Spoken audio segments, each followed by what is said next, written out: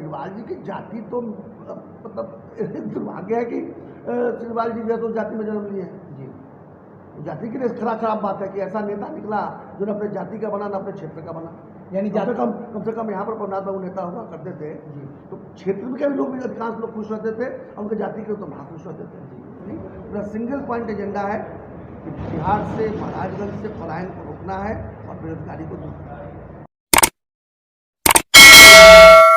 नमस्कार, आप देख रहे हैं विंस इंडिया और इस वक्त मैं लौंगा संत जलेश्वर एकेडमी में उपस्थित हूँ और यहाँ मैं चर्चा करने का प्रयास करूँगा सारण एमएलसी इंजीनियर सत्यानंद राय जी से कुछ राजनीति चर्चा करने का प्रयास करूँगा। सर, सबसे पहले आपका स्वागत है। धन्यवाद। सर, चर्चा चल रही है कि महाराजगंज लोकसभा चुनाव जो आ रहा है उसमें आप चुनाव लड़ने की तैयारी में हैं और बिल्कुल फूट चुके हैं, इसमें कहाँ तक सच्चाई है? चर्चा क्या है, तो मैं प्रेस वार्ता करके दो बार बोल चुका हूँ। तो क्या लग रहा है किसी पार्टी को, मतलब किसी पार्टी से आइएगा या निर्दलीय? देखिए, मैं किसी सिंबल के इंतजार में नहीं बैठा जी। हमारे महाराजगंज की जनता, महाराजगंज में जो हमारे मित्र हैं, समर्थक हैं, सहयोगी हैं, उन सबकी इच्छा है कि मैं चुनावी समर में उतरूँ। और वो इसलिए कि जो पुराने सांसद हैं, जो पिछले दो टर्म से सांसद हैं, उनको तीसरी बार भी टिकट मिला है जी। उनके कार्यों से यहाँ के लोग संतुष्ट नहीं हैं और महागठबंधन ने अभी तक अपना रुख क्लियर नहीं किया है।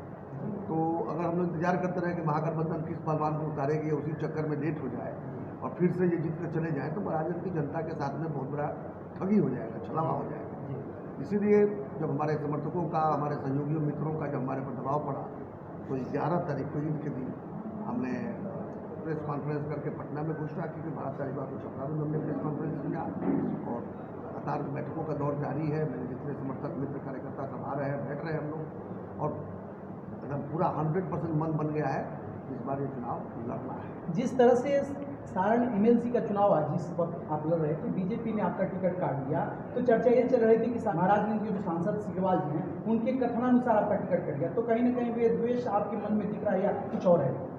बहुत छोटी बात है, हमारा टिकट काटने की पहली बात तो उनकी हैसियत नहीं है कि किसी को टिकट दे सके, कटवा सके। भारतीय जनता पार्टी में हैसियत सिर्फ 2-3 लोग ऊपर लोगों के हाथों में है जो दिल्ली में बैठते हैं।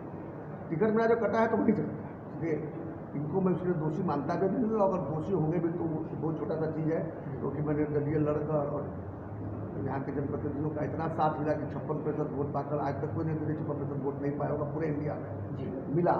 तो अगर कहिएगा अगर सही में किसी ने अगर हमारे साथ साजिश किया था तो उसको तो करारा तमाचा लगा दिया है सारण के जनप्रतिनिधियों ने।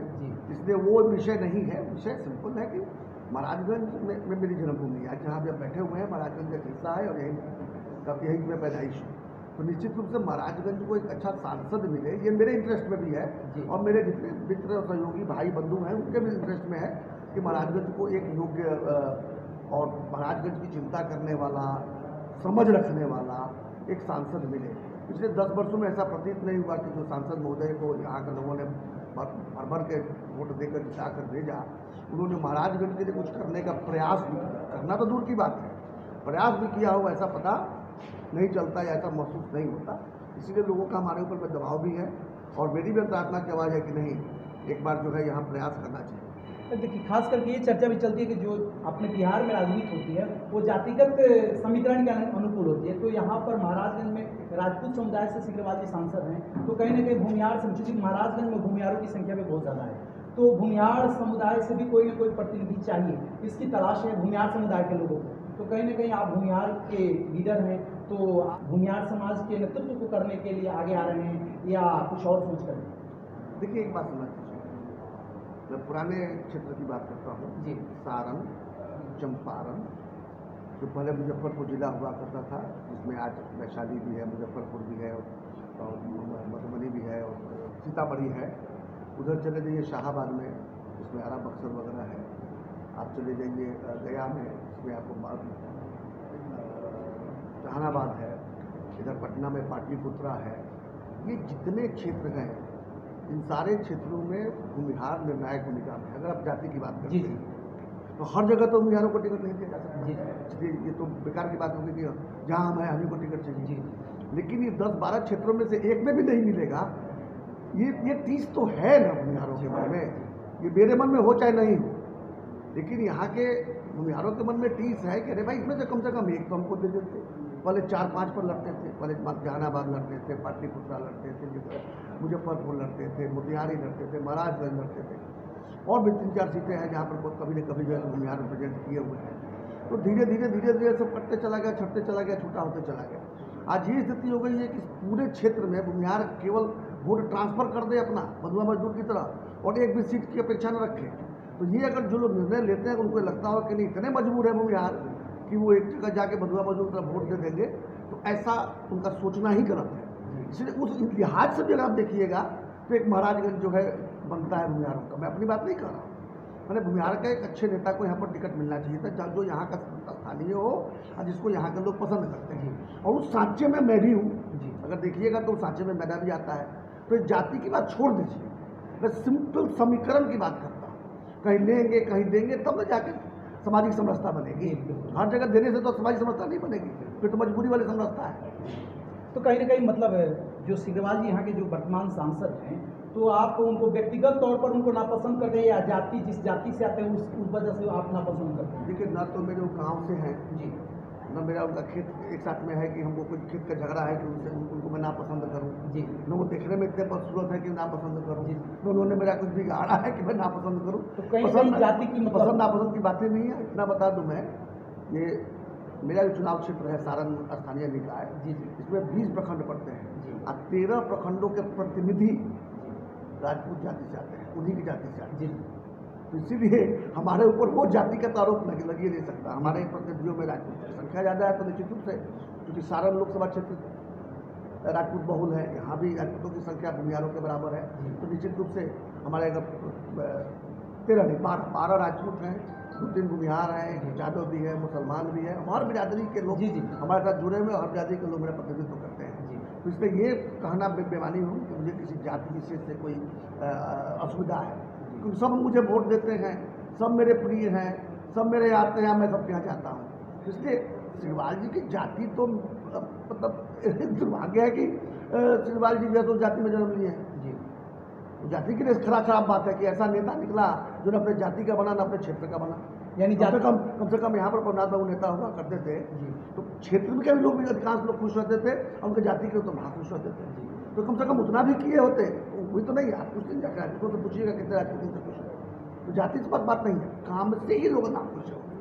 तो आपको क्या लगता है जिस तरह से मोदी जी की लहर चल रही है, मोदी जी के नाम पर कोई भी सांसद का टिकट लेकर के आ जाता है तो चुनाव में जीत जाता है, तो अब की बार सिग्रीवाल जी को कोई हरा सकता है? देखिए, विकल्प के अभाव में तो जीत ही जाएगी जी, अगर महागठबंधन ने भी कुछ ऐसा विकल्प दे दिया जो कि उनसे लड़ने की स्थिति में न हो, तो मोदी जी का नाम तो बहुत बड़ा है जी। और उसी कारण मैं चुनाव में करने की कोशिश किया हूँ कि विकल्प के अभाव में लोग उनको वोट कर दें। जी, मैं एक विकल्प के रूप में सामने प्रस्तुत रहूँगा, जैसा कि हमारे चुनाव में भी हुआ था। दोनों बड़े बड़े गठबंधनों ने 2 लोगों को टिकट दिया था और मैं विकल्प के रूप में अपने आप को प्रस्तुत किया। तो सारण के जनप्रतिनिधियों ने भारी बहुमत से मुझे जिताने का काम किया। तो विकल्प के अभाव में मैं अगर न खड़ा हुआ होता तो उसमें तो कोई जीत ही गया होता। तो विकल्प के अभाव में अगर जीत होती होगी तो इस बार वो नहीं होगा, विकल्प रहेगा सामने। और निश्चित रूप से सारण की जनता और महाराजगंज की जनता इतनी होशियार है, इतनी समझदार है कि एक बार नहीं 2 बार अपने जगह को जिताया। पिछले साल देखा होगा फाक अहमद साहब जी शिक्षक। यही तो चर्चा चलती है कि राजनीतिक समीकरण बनाने और बिगाड़ने में आप दोनों में आपकी चर्चा होती है कि माइल है, और जब से जन सुराग से आप जुड़े हुए हैं, जन सुराग का कद और बढ़ रहा है।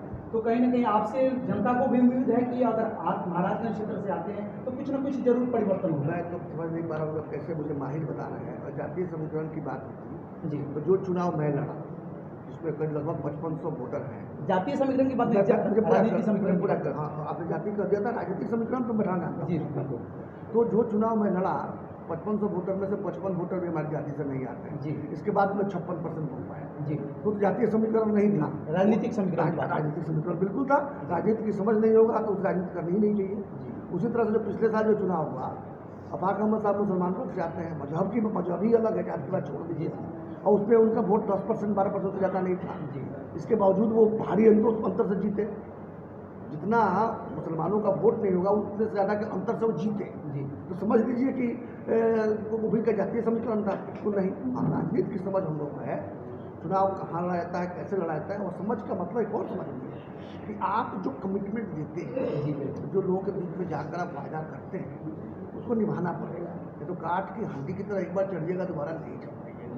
तो ये जरूर है कि बार बार हम पिछले चुनाव से बेहतर प्रदर्शन कर रहे हैं अगले चुनाव में, तो उसका कारण ये है कि यहाँ के लोग मानते हैं कि सच्चिदानंद राय उनके लिए प्रयास करते हैं। कितना सफल होता हूँ नहीं होता हूँ ये आकलन मेरे पीछे में होता होगा, ये मैं नहीं जानता, लेकिन मैं प्रयास करता हूँ। इसको लेकर शिकायत मेरे किसी भी वोटर को नहीं है, तो ये प्रयास तो होना करता है।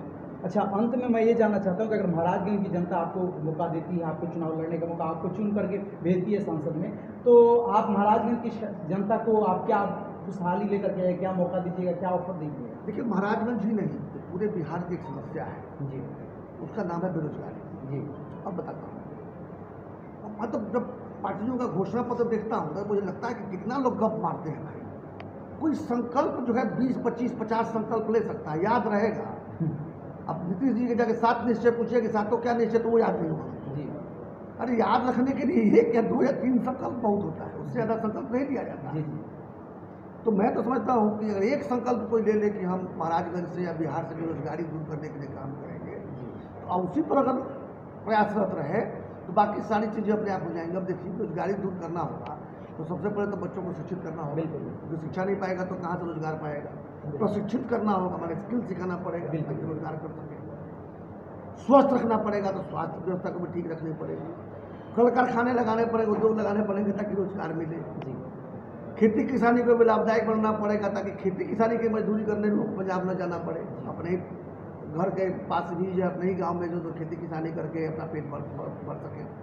ये सारी बातें तब होंगी जब उनके दिमाग में केवल हो कि यहाँ से हम बेरोजगारी को दूर करना है, पलायन को रोकना है। जी, तो मेरा सिंगल पॉइंट एजेंडा रहेगा कि महाराजगंज और बिहार से पलायन रोकना, बल्कि रिवर्स पलायन करना, जो बाहर गए उनको वापस यहाँ पर ले आना का प्रयास करना, और फिर उसके लिए बेरोजगारी को दूर करना पड़ेगा। बेरोजगारी दूर करने के प्रयास में बाकी चीज़ें अपने आप हो जाएंगी। जैसे अगर मान लीजिए हमको जाना है छपरा, तो गाड़ी से जाना होगा तो गाड़ी पर बैठेंगे तो सीधे छपरा नहीं ना पहुँचेंगे, उसका रास्ता बना। बिल्कुल बिल्कुल। उसी तरह से बेरोजगारी दूर करने का भी एक रूट बना हुआ है। जब उस रूट को पूरा कीजिएगा तो ऑटोमेटिकली बेरोजगारी दूर होगी। मेरा सिंगल पॉइंट एजेंडा है कि बिहार से महाराजगंज से पलायन को रोकना है और बेरोजगारी को दूर करना है। अंत में महाराजगंज की जनता से आप क्या कहना चाहिए? निराश मत होइए, हर बार की तरह आप विकल्प विहीन नहीं होंगे। पिछली बार आप विकल्प विहीन थे, इसलिए आप लोगों ने मोदी जी के नाम पर उस सांसद को वोट दिया जिससे आप खुश नहीं थे। इस बार ऐसा नहीं होगा, मैं रहूँगा एक विकल्प के रूप में। आपने मुझे जाना है, देखा है, पहचाना है, मेरे काम को पसंद किया है। मैं कोई दल से रहूँ न रहूँ उसका ख्याल मत कीजिएगा। एक अच्छे विकल्प के रूप में अगर आप मुझे पसंद करते हैं, सब जाति मजहब पार्टी से ऊपर उठकर मुझे जरूर चुनिएगा और मैं आपको निराश नहीं करूंगा। मैंने साफ बताया कि मेरा एक ही एजेंडा है, पलायन को रोकना और बेरोजगारी को दूर करना।